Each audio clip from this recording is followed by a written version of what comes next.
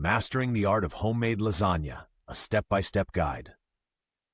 Hey there, food lovers. Welcome back to my kitchen. Today, I'm super excited to share with you one of my all-time favorite comfort foods, homemade lasagna. Lasagna isn't just a dish, it's an experience that brings people together. This layered masterpiece has a rich history rooted in Italian cuisine, dating back to the Middle Ages. Over the centuries, it's become a beloved classic around the world, and for good reason. Layers of tender pasta, hearty meat sauce, creamy bechamel, and gooey cheese all baked to perfection. What's not to love? Whether you're a seasoned home cook or just starting out, stick around because I'm going to show you how to make lasagna that's so delicious, your family and friends will be begging for seconds. Let's dive right in. So, what's on the menu today? We're going to break down the lasagna making process into easy, manageable steps. Here's what you can expect. First, we'll get all our ingredients ready. Then we'll prepare a mouth-watering meat sauce that's packed with flavor. Next up is whipping up a velvety bechamel sauce that'll add that creamy goodness to our layers. We'll also talk about the pasta sheets. Whether you want to go homemade or stick with store-bought, I've got tips for both. Each component plays a crucial role in building the perfect lasagna. The meat sauce adds depth, the bechamel provides creaminess, the pasta sheets hold it all together, and the cheese. Well, cheese just makes everything better, right? By the end of this video, you'll have all the know-how to create a show-stopping lasagna that'll impress anyone. Ingredient breakdown. All right, let's get started with the ingredients. Here's what you'll need. For the pasta sheets, 12 to 16 lasagna sheets, fresh or dried. If you're feeling adventurous, you can make your own fresh pasta. We'll talk about that in a bit. For the meat sauce, 1 pound 500-gram ground beef or a mix of beef and pork. 1 large onion, finely chopped. 3 cloves of garlic minced. 2 cans, 28 ounces each of crushed tomatoes. 2 tablespoons tomato paste, teaspoon dried oregano, 1 teaspoon dried basil. Salt and pepper to taste. 2 tablespoons olive oil. A pinch of red pepper flakes, optional for some heat.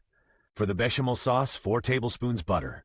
4 tablespoons all-purpose flour, 4 cups milk, whole milk works best, a pinch of ground nutmeg, salt and pepper to taste. For the cheese layers, 2 cups shredded mozzarella cheese, 1 cup grated Parmesan cheese, 1 cup ricotta cheese, optional but adds great texture.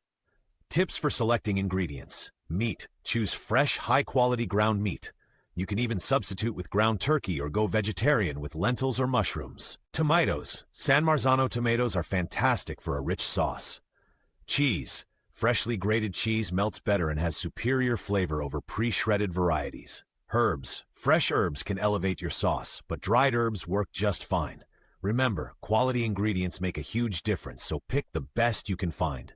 Preparing the meat sauce. Let's get cooking. First up is our hearty meat sauce. Heat the olive oil. In a large saucepan over medium heat, add 2 tablespoons of olive oil. Sauté the aromatics. Toss in the finely chopped onion and sauté until translucent, about 5 minutes. Then add the minced garlic and cook for another minute until fragrant. Nothing beats the smell of garlic and onions cooking. Brown the meat. Add the ground beef or beef and pork mix to the pan. Use a spatula to break it up into small pieces. Cook until the meat is nicely browned, about 8 to 10 minutes. Browning the meat properly adds depth of flavor to your sauce. Add tomato products. Stir in the tomato paste and cook for a couple of minutes to caramelize it a bit. Then add the crushed tomatoes. Season it up. Sprinkle in the dried oregano, dried basil, red pepper flakes if you're using them, and season generously with salt and pepper. Reduce the heat to low, cover the saucepan and let the sauce simmer for at least 30 minutes. The longer it simmers, the more the flavors develop. If you have the time, let it go for an hour, stirring occasionally. Tips. Taste as you go. Always taste your sauce and adjust the seasoning if needed. Extra veggies. Want to sneak in some veggies? Finely chop some carrots and celery and sauté them with the onions. Vegetarian alternative. If you're skipping the meat, substitute with diced eggplant, zucchini, or a mix of mushrooms for a hearty texture.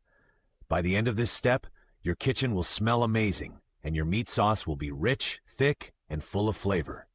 Making the bechamel sauce. Next up, the creamy bechamel sauce. Don't worry, it sounds fancy, but it's super easy. Melt the butter. In a medium saucepan over medium heat, melt 4 tablespoons of butter. Make the roux. Once the butter is melted and bubbling, add 4 tablespoons of all-purpose flour. Stir continuously with a whisk to combine the butter and flour into a smooth paste.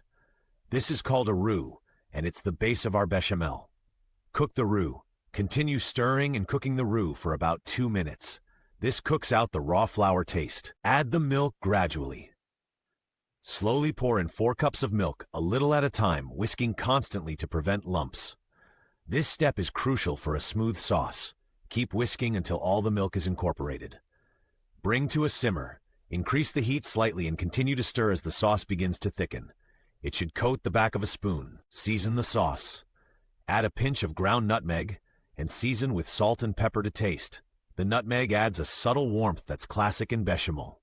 Adjust consistency. If the sauce is too thick, you can add a bit more milk. If it's too thin, let it simmer a bit longer while stirring. Troubleshooting tips. Lumpy sauce. If you end up with lumps, don't panic. You can pass the sauce through a fine mesh strainer or use an immersion blender to smooth it out. Burning.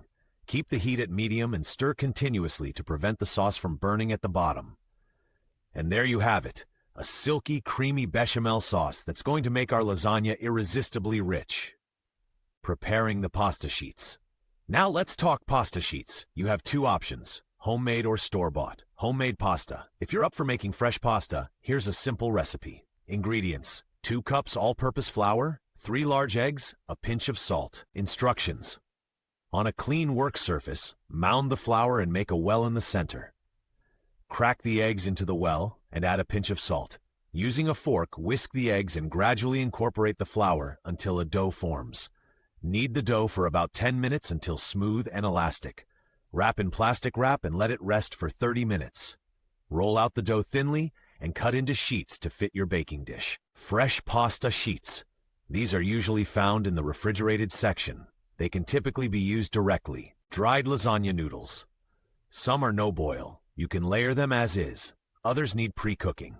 Boil them in salted water for about 5 minutes until pliable. Pro tip, add a tablespoon of oil to the boiling water to prevent sticking. Preventing sticking.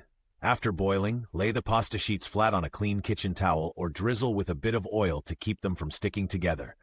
Whichever option you choose, make sure the pasta sheets are ready to go when it's time to assemble. Assembling the lasagna.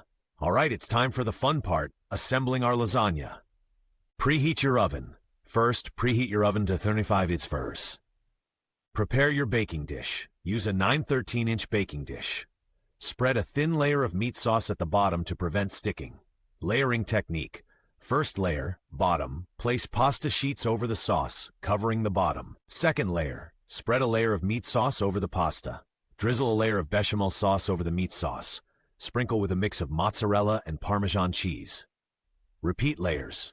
Continue layering in the following order: pasta sheets, meat sauce, bechamel, cheese. Aim for at least 3 to 4 layers, depending on the depth of your dish. Ensure even layers for consistent cooking. Final layer top. Finish with a layer of pasta sheets. Top generously with the remaining bechamel sauce. Spread ricotta cheese dollops if using. Sprinkle a generous amount of mozzarella and Parmesan on top. Tips: don't overfill. Leave a bit of space at the top of the dish to prevent overflow. Press gently. After each layer, press down lightly to compact the layers. Final touches. Presentation: sprinkle some dried oregano or fresh basil leaves on top for color. Extra cheese lover. If you're a cheese fanatic like me, add an extra sprinkle before baking. Now your lasagna is ready for the oven. Baking instructions. Let's get this lasagna baked to golden perfection. Cover and bake. Cover the dish. Tightly cover the baking dish with aluminum foil.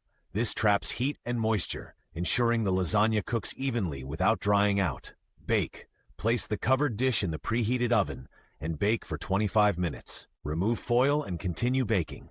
Uncover. Carefully remove the foil. Watch out for steam. Bake again. Return the lasagna to the oven and bake for an additional 20 to 25 minutes. This allows the cheese on top to melt and turn a beautiful golden brown. Check for doneness. The lasagna should be bubbling around the edges.